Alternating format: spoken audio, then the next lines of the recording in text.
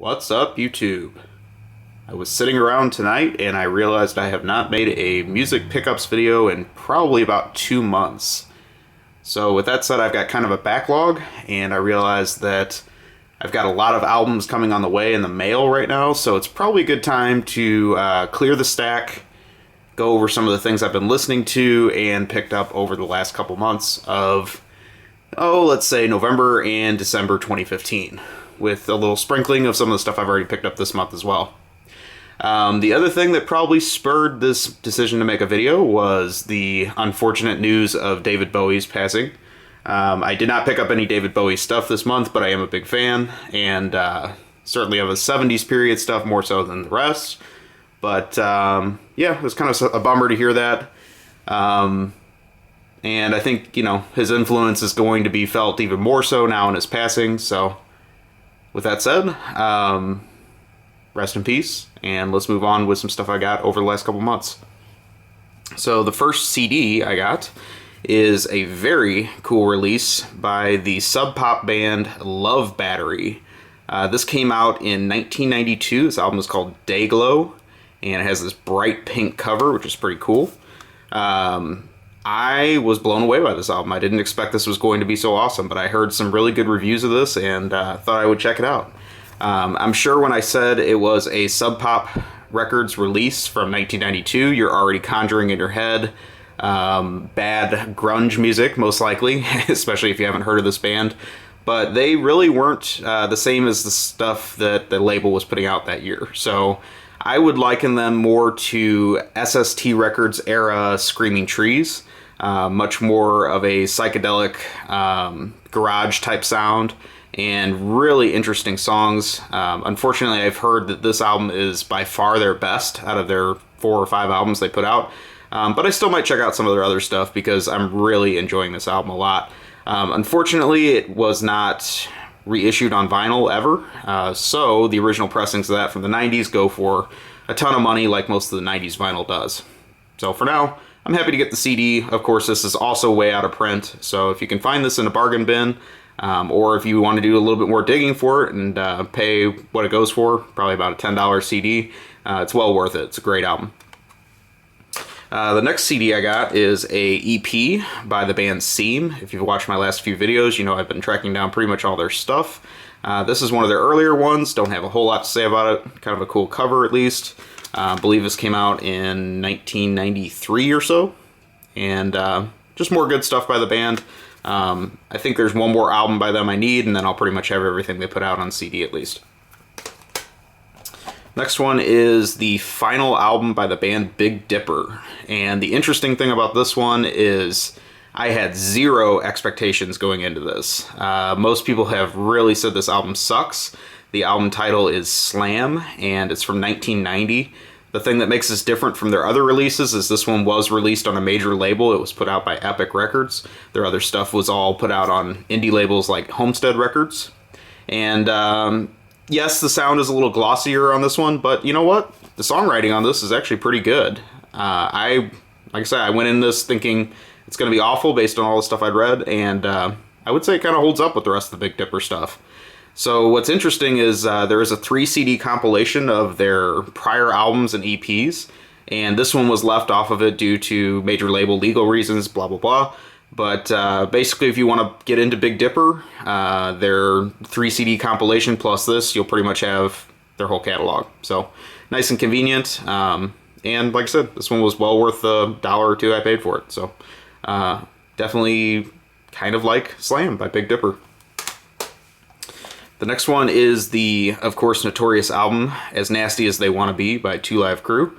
Really kind of a difficult one to find on CD, at least an original pressing of it. So just kind of, again, stumbled on this at a bargain price in a pawn shop, and really not a whole lot needs to be said about this album. If you were born of a certain age, you would know this album very well. It kind of spurred the controversy and putting parental advisory labels on rap records and rock records and things like that. So kind of a very important album due to that, but also just really has a lot of good Miami bass sound to it. So if you like that kind of stuff, it's worth checking out.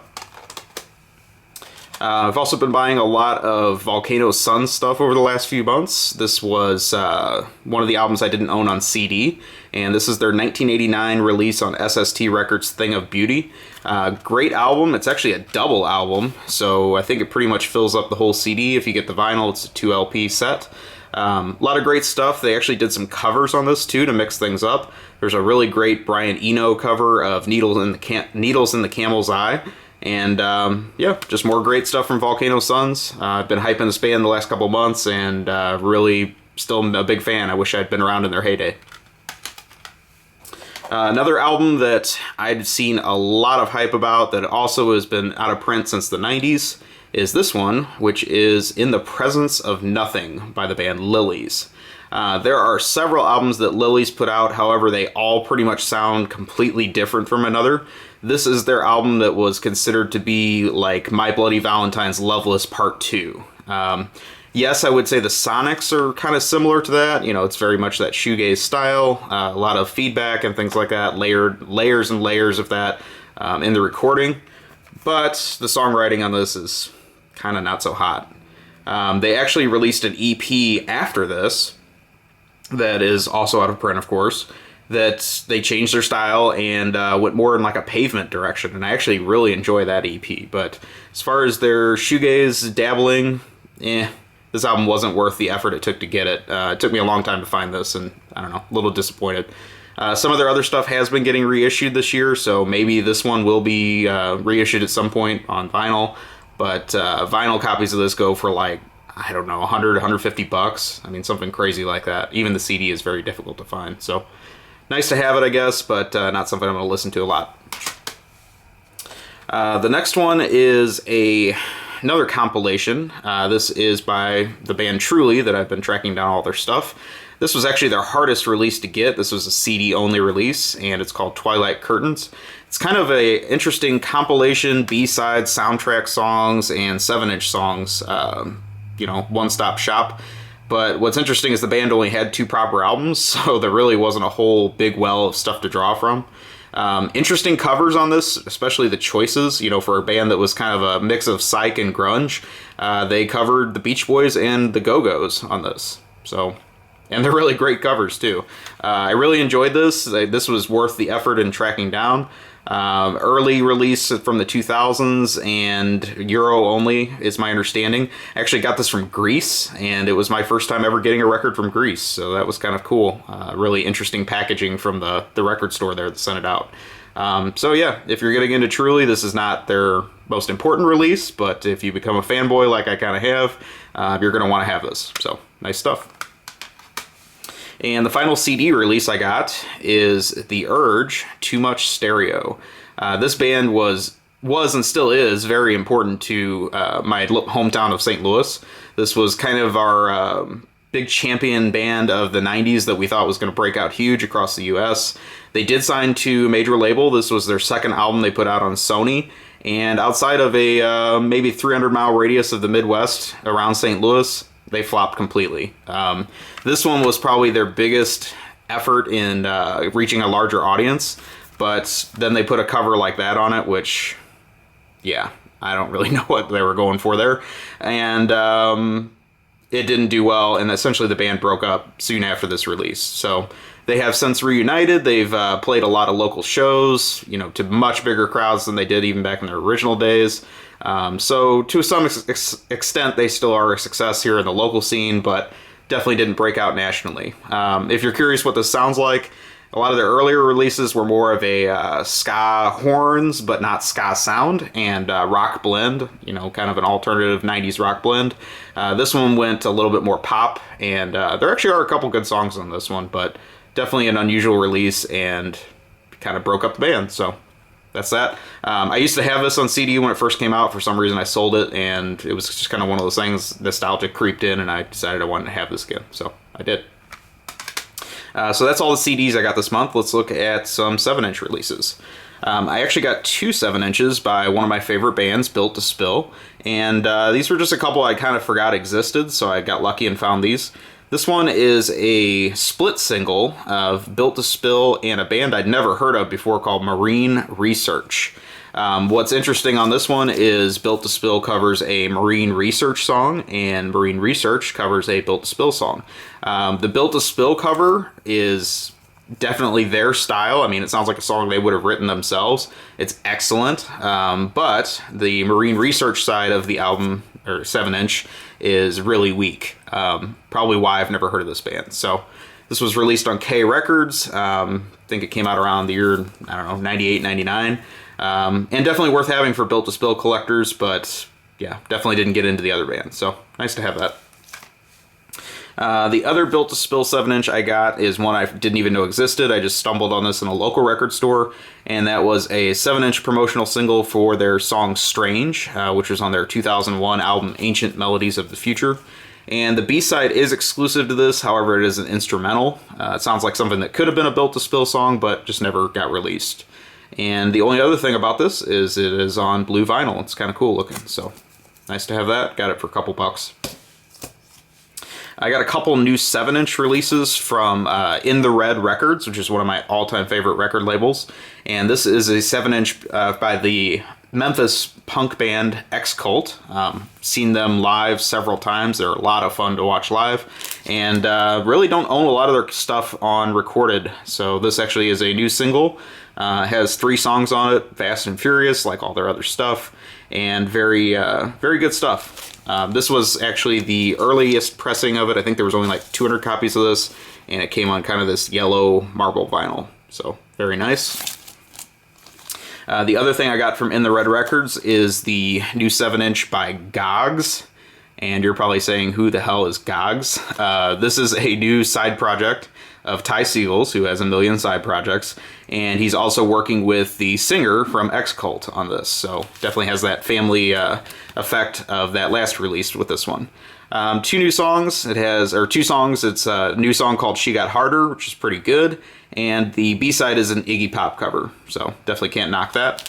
This one was also the first pressing of it, which I think was, again, like 200 or 300 copies, can't remember which. And this one is on colored vinyl as well. Just a nice baby blue vinyl.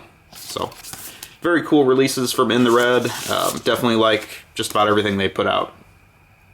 So next I'll talk about some full-length vinyl I got this month. A big hole in my collection, and I don't know why I didn't own this on vinyl until now, is probably the most popular Dinosaur Jr. album, their 1987 release, You're Living All Over Me.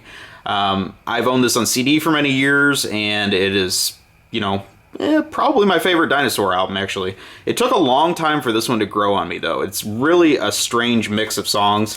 There's only 9 songs on it, and the last song on it, I would say, is pretty much the creation of Sebado. It's just Lou Barlow screwing around with lo-fi tape recordings type stuff. The thing, though, is this album has a lot of killer songs on it, including In a Jar, which is probably my all-time favorite Dinosaur song. I can listen to that about 1 million times in a row. It never gets old. So, very cool album. This was originally released on SST Records. This is actually the reissue that came out like 3 or 4 years ago on Jaguar Records. But they are now out of print again, so I think it's going to be tough to find unless another new pressing of this album comes out. So, great one to have, and sounds great on vinyl, actually. I was kind of kicking myself, like, why didn't I buy this sooner? So, very happy to add that to the collection. The next album I got is a new band I just got into, or they're not new, but new to me, is a late 80s Cleveland band called Death of Samantha.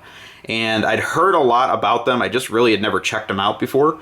One of the reasons that I was interested in this is it has Doug Gillard on guitar, and he became the guitarist for my all-time favorite band, Guided by Voices, in the late 90s. Definitely has his signature style, you know, a lot of crunchy guitars, and the singing is a little bit difficult to get into. You know, it took a while for me to enjoy this album. I think it's got some really great guitar parts, but the singing is still a little difficult. This was actually their last release from 1988 or 89, and this is called Come All Ye Faithless. Very cool cover, almost echoing the Bunnyman-ish, and I don't know if that was intentional or not. These guys are very well respected in the Cleveland area. I saw a lot of their stuff when I visited Cleveland a couple years ago, but I don't really think they had a big impact beyond that. So there's, I think, 3 or 4 full lengths they put out. I'd like to actually get the other ones now as a result of this, but they're all kind of difficult to find. Most of them were released on Homestead Records, who put out a lot of great albums, but a lot of their stuff I think just flew way under the radar. So yeah, definitely want to get into some more Death of Samantha stuff as soon as possible. Another 12-inch I got, this one's an EP, is the debut EP from 1994 by the band Customized. And you're saying, who is Customized? So the kingpin of the band Volcano Suns, who I've been buying all of their stuff, once Volcano Suns broke up in 91, 92, he went on to form this band. And this one is a little bit more of a post-punk sound. It's more of a Joy Division-ish sound. They're actually cover Joy Division on this EP. It was a little surprising that Matador picked it up because it was kind of not the same style of anything Matador was releasing at the time. But very cool EP. They put this out, and then I believe 2 other albums after it. Kind of has this cheesy fake 50s style to the artwork on it, but you know, very much fits in with Peter Prescott's not so serious take on life. So pretty cool EP. Would like to get the other 2 full lengths they put out. They seem to go very cheap, even though I don't think they're very common. So eventually, I'm sure I'll get those too. I've been talking a lot about Truly in my last few videos. I'm still completely obsessed with them. This is their debut 12-inch from 1991 and came out on Sub Pop Records, I believe. We'll confirm that for you. Yes, it did. And it was produced by John Auer of the Posies, who is another band I really like. Just 4 songs on this, but they are all very good. They're not as heavy as the stuff that came later on their proper albums. But definitely, you know, good start to the band, and it held my interest, so very happy to get it. Very difficult to find on vinyl, as just about all this 90s vinyl is.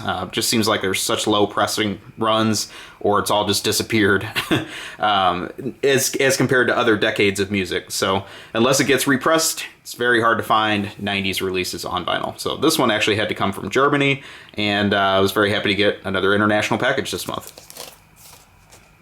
Another record I stumbled on this month I wasn't expecting to find was the debut album by Circus Devils, which is one of the many side projects of Bob Pollard of Guided by Voices.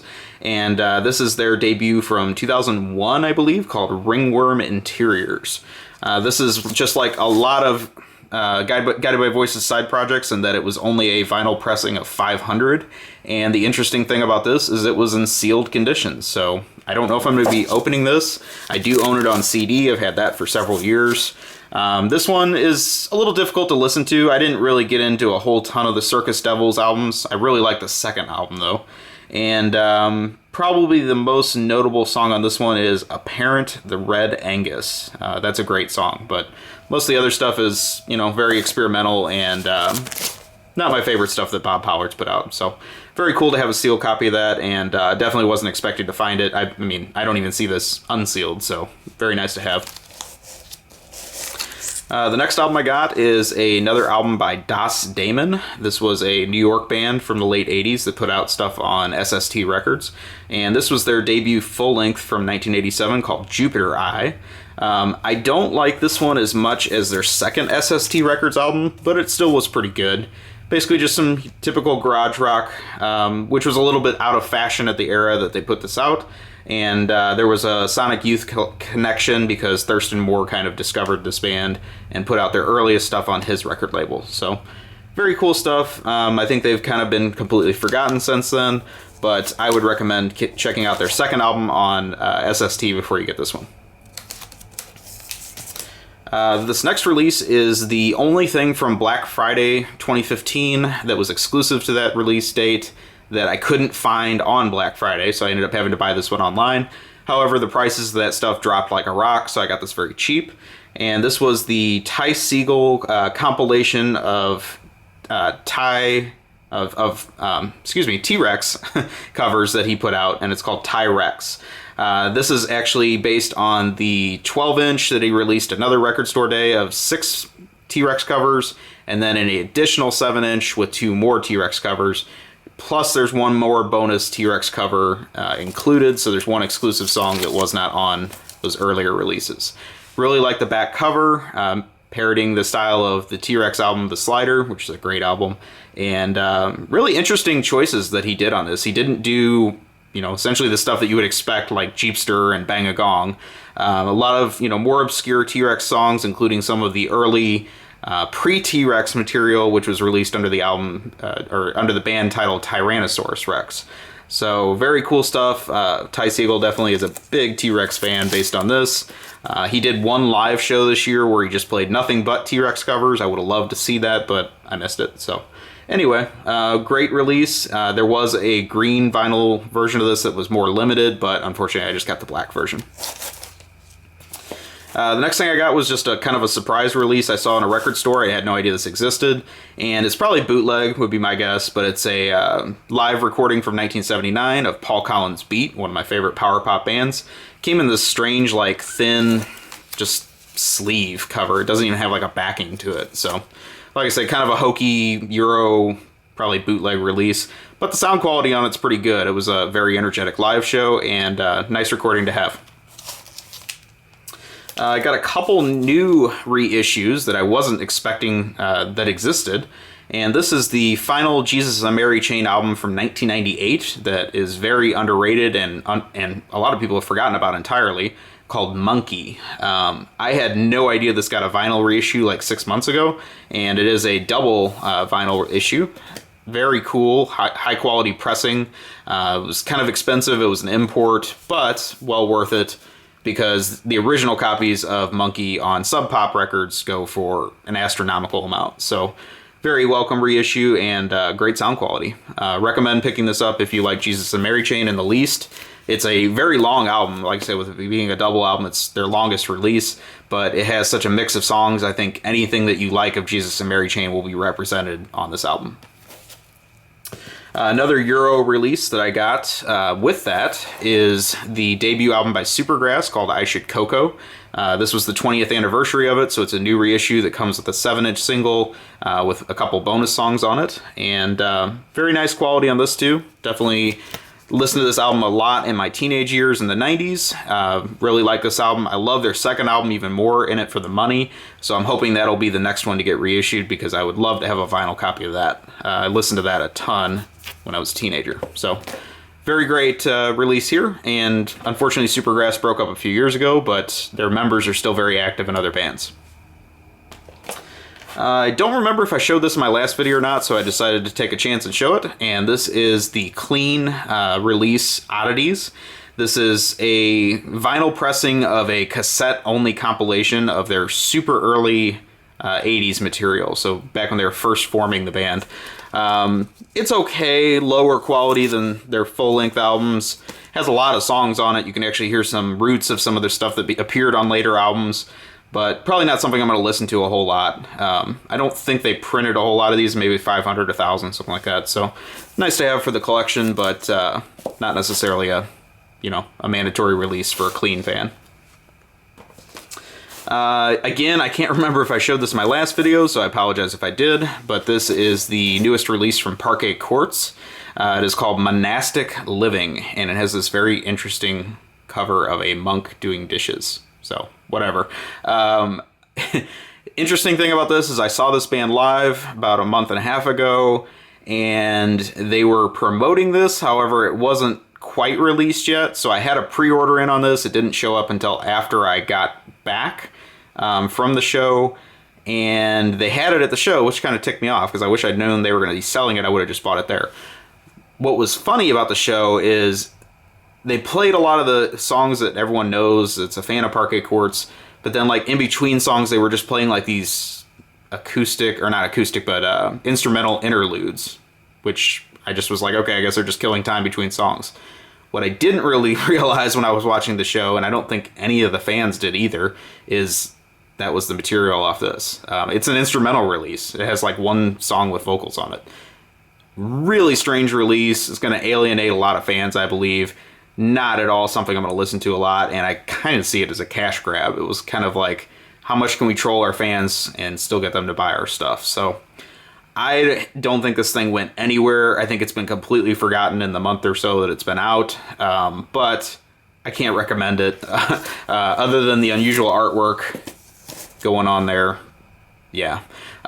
Really strange release, and again, I don't know what that signals for the band as far as what their next move is. They may blow me away with a new full-length album that sounds more like their traditional style, but they definitely took a chance on this one, and yeah, not for me. So anyway, that is what it is.